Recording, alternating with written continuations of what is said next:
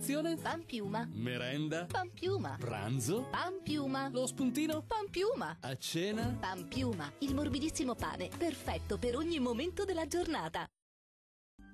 Prosegue il bel tempo stabile sul nostro territorio, sarà una splendida giornata di sole. Nel dettaglio sul Veneto sole dominante su tutte le aree pianeggianti e anche sui settori prealpini più meridionali.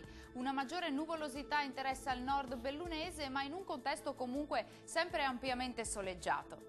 Diamo uno sguardo alle temperature, le massime sono attese tra i 19 e i 26 gradi, minime tra 8 e 11 gradi circa.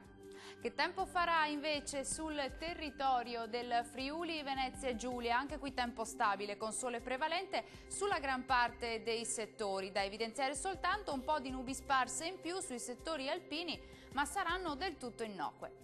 Guardiamo anche qui le temperature, le massime sono previste tra i 19 e i 22 gradi, minime tra 9 e 10 gradi circa.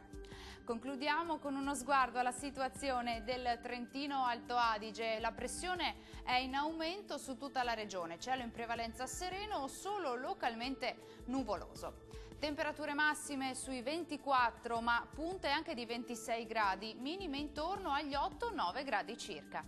Il mare sarà poco mosso, localmente calmo. Nel Golfo di Trieste i venti moderati sudorientali localmente deboli. Dal meteo è tutto, grazie per l'attenzione e arrivederci al prossimo aggiornamento.